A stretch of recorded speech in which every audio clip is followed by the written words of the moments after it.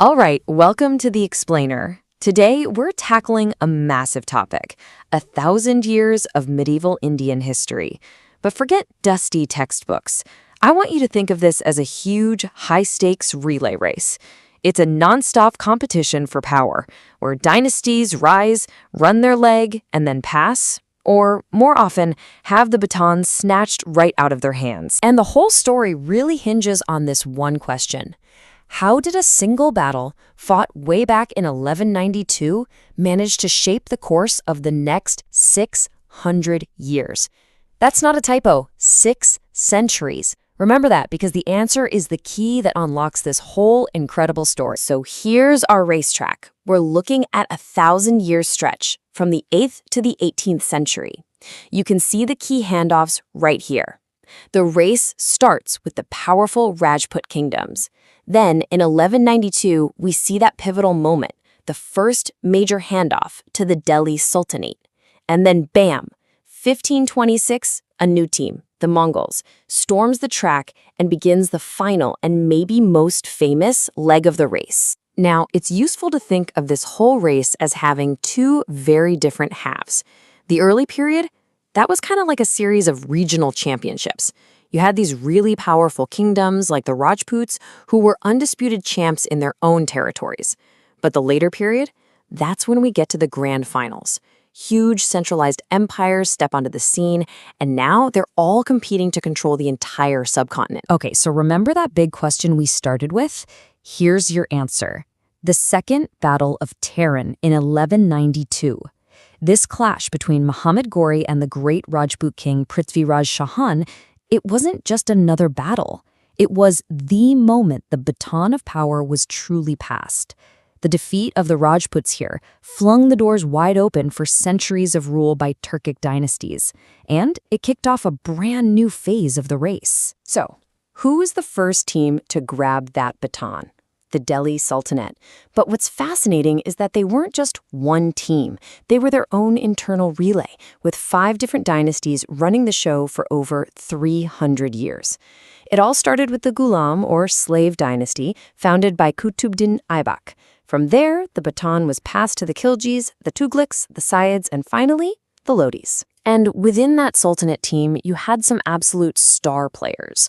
Qutbuddin Aibak got the whole thing started and gave us the iconic Qutb Minar. Then you had Alauddin Khilji, a strategic mastermind known for his radical economic controls. And you can't forget Muhammad bin Tughlaq, a brilliant but really controversial ruler. His big ideas like moving the entire capital or introducing token currency, well, let's just say historians are still arguing about them today. All right, pop quiz for you. And this is a classic exam question, so pay attention.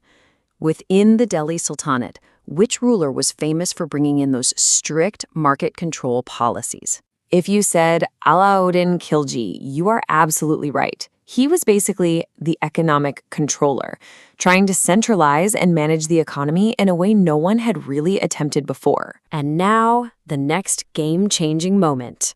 The year is 1526. The place? The First Battle of Panipat. The last runner of the Sultanate, Ibrahim Lodhi, is crushed. This time, the baton isn't passed politely. It's seized by an incredible new force from Central Asia, a guy named Babur. And with that, the Mughal Empire arrives on the scene. But, the Mughals' start was anything but smooth. Babur's son, Humayun, actually dropped the baton. He was kicked off the throne by this amazing challenger, Sher Shah Suri, who basically intercepted power. Now, Sher Shah only ruled for 5 years, but what a 5 years it was. It was one of the most brilliant and effective sprints in this entire 1,000-year race. And this just shows you the incredible power of good administration. In just 5 years, Sher Shah introduced the silver rupee, the direct ancestor of the modern rupee. He totally overhauled the land revenue system, and he built the Grand Trunk Road to boost trade. He basically wrote the playbook for good governance that the Mughals themselves would use when they finally got back in power. So, once Humayun gets the throne back, his successors take the Mughal Empire to its absolute peak. But look at how differently they ran their legs of the race. You have Akbar, who is all about unity and religious tolerance.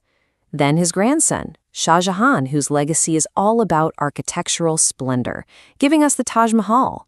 And finally, Aurangzeb, who expanded the empire to its biggest size ever, but whose rigid policies also created the cracks that would eventually lead to its downfall. Let's zoom in on Akbar's strategy for a second, because it's so unique. It was called Din-e-Ilahi, or religion of God. Now, he wasn't trying to create a whole new religion to replace others. The idea was to take the best ideas from all the faiths in his empire and blend them together. In our race analogy, it was his ambitious attempt to get every single person in his empire running together on the same team. Of course, no champion goes unchallenged forever. While the Mughals were dominating the north, a totally new power was rising down in the Deccan Plateau. The Marathas, led by the legendary Shivaji. And they weren't just running a local race. Oh no, they were coming for the main title. Shivaji was a true innovator, a real game changer. He knew he couldn't match the massive Mughal armies head-on. So what did he do? He mastered guerrilla warfare, using speed, surprise, and the hilly terrain to his advantage. He was a constant thorn in the side of the powerful Emperor Aurangzeb. And he built this incredibly efficient government run by his council of 8 ministers, the Ashtapradhan. And we have to remember, this race for India wasn't just happening in the north. If we look further south, there were other powerful kingdoms running their own intense, parallel races for centuries. The two main competitors down there were the mighty Hindu Vijayanagara Empire and the Muslim Bahmani Sultanate. This southern rivalry was the main event in the region for over 200 years. The decisive moment, the final whistle, came in 1565 at the Battle of Talikota. A group of sultanates teamed up and delivered a knockout blow to the Vijayanagara Empire, ending its incredible run and completely redrawing the map of the south. But you know, while all this jockeying for political power was happening, all these battles and takeovers, a completely different kind of movement was spreading across the land, capturing the hearts of ordinary people. And this quote, it just perfectly sums up the message of the Bhakti and Sufi saints. It was a different kind of power, one that had nothing to do with thrones or armies. These were the messengers of unity. You had Bhakti saints like Kabir and Guru Nanak, and Sufi mystics like Moinuddin Chishti. Their core idea was that anyone could have a direct, personal connection to God. They rejected rigid rules and caste divisions, and in doing so, they built these amazing spiritual bridges between Hindus and Muslims, connecting with people in a way no emperor ever could. So, after that 1,000-year marathon, let's do a quick final lap. Just a quick chap on 2 of the most critical moments. First up, who was it that founded the Mughal Empire after that massive victory in 1526? That's right, it was Babur. His win at Panipat ended the Sultanate's long run and kicked off the entire Mughal era. And question number 2. Who was the great administrative genius who gave India the Rupaya? Sher Shah Suri. The brilliant administrator whose reforms stuck around for centuries, long after his short reign was over. And all this brings us to a final thought. We've watched empires and sultans sprint for glory, building these massive, powerful states that, in the end, all crumbled.